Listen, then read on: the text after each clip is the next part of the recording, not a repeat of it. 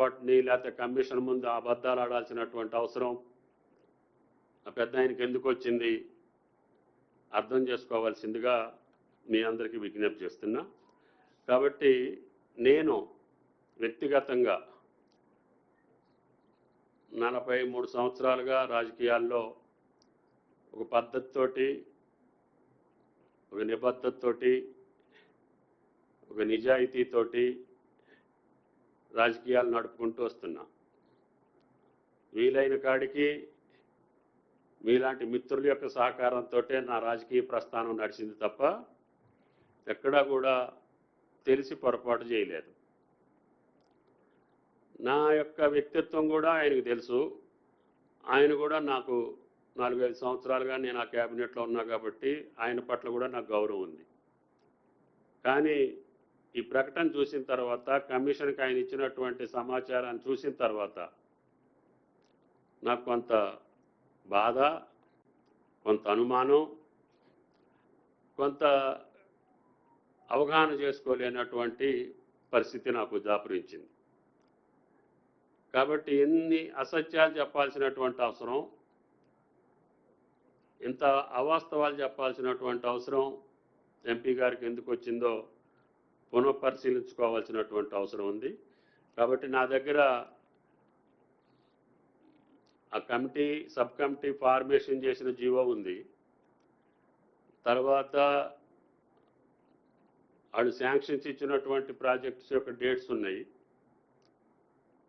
మేము ఇచ్చినటువంటి రికమెండేషన్స్ యొక్క రిపోర్ట్ కూడా ఉంది. ఆ 4 ప్రాజెక్టుల మీద సబ్ కమిటీ ఇచ్చినటువంటి రిపోర్ట్లు కూడా మీరు పరిశీలించుకోవచ్చు. కాకపోతే నా ఉద్దేశం ఏంటంటే, నేనే వ్యక్తిగతంగా సుమోటివ్గా జరిగినటువంటి వాస్తవాల్ని క్రానలాజికల్గా కమిషన్కే ఇద్దామని విచారణలో ఉంది. కాబట్టి బహిరంగపరిచేదానికంటే ఆ సబ్ కమిటీ రిపోర్ట్ని, ఆ సబ్ కమిటీ వేసినటువంటి టర్మ్స్ ఆఫ్ రెఫరెన్స్ కూడా, వీటినన్నిటినీ జోడించి కమిషన్కే నా పరంగా వాస్తవాలు రాసి, నాకు ఈ కాళేశ్వరం నిర్మాణానికి సంబంధం లేదు, ఆ సబ్ కమిటీకి కాళేశ్వరం అనుమతులకి సంబంధం లేదు, కాబట్టి ఆ ప్రకటన అవాస్తవమైందని, ఎంపీ గారు ఇచ్చినటువంటి వాంగ్మూలం వాస్తవం కాదని, నన్ను అనవసరంగా ఆ కమిషన్ వివాదంలోకి లాగాలనేటటువంటి దురాలోచన కూడా మంచిది కాదని, ఒకవేళ ఆయనకు అటువంటి పరిస్థితి ఎందుకు వచ్చిందో ఆయన ఆలోచన చేసుకోవాలి. బయట అనేక మంది అనేక రకాలుగా చెప్పినా ఆయన వ్యక్తిత్వం తెలిసిన వ్యక్తిగా నేను అంత మాటలు చెప్పలేను. కానీ ఈ యొక్క వాంగ్మూలం మట్టుకి చాలా బాధాకరం. సబ్ కమిటీ రెఫరెన్స్ వేరు, దాని యొక్క రికమెండేషన్స్ వేరు. కాళేశ్వరం శాంక్షన్స్ ఎప్పుడు కూడా క్యాబినెట్కి రాలేదు, క్యాబినెట్ అప్రూవ్ చేయలేదు. మేము ఇచ్చినటువంటి మిగతా ప్రాజెక్టులో ఇచ్చినటువంటి సజెషన్స్కే క్యాబినెట్కి వచ్చింది తప్ప కాళేశ్వరం నిర్మాణానికి సంబంధించి మేము రిపోర్ట్ ఇవ్వలేదు సబ్ కమిటీలో.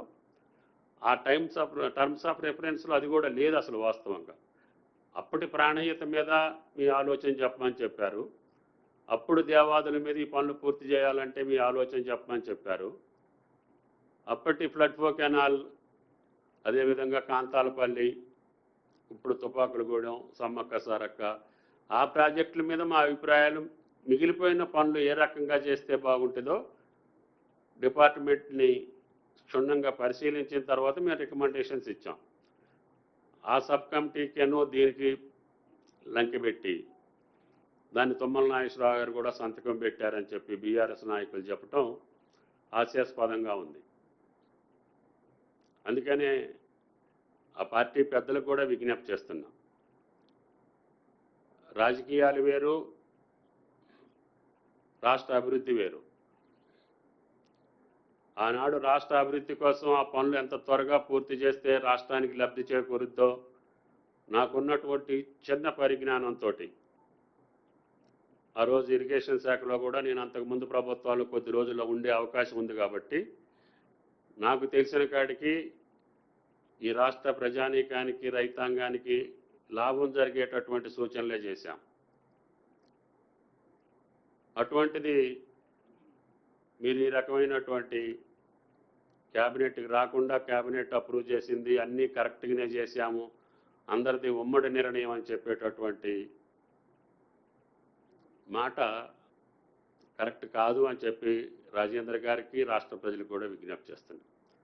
కాబట్టి త్వరలోనే ఆ కమిటీ సబ్ కమిటీ రిఫరెన్స్ మేము ఇచ్చినటువంటి రిపోర్టు ఇంకా అవసరమైతే క్రానిలాజికల్గా ఏం జరిగిందో కూడా డేట్స్తో సహా జీవోస్తో సహా ఆనాటి ఫైనాన్స్ సెక్రటరీ గారు ఏం రాశారు, ఇరిగేషన్ ఏం రాసింది, మిగతా అన్నీ కూడా బహిర్గతం చేసే అవకాశం ఉంటుంది.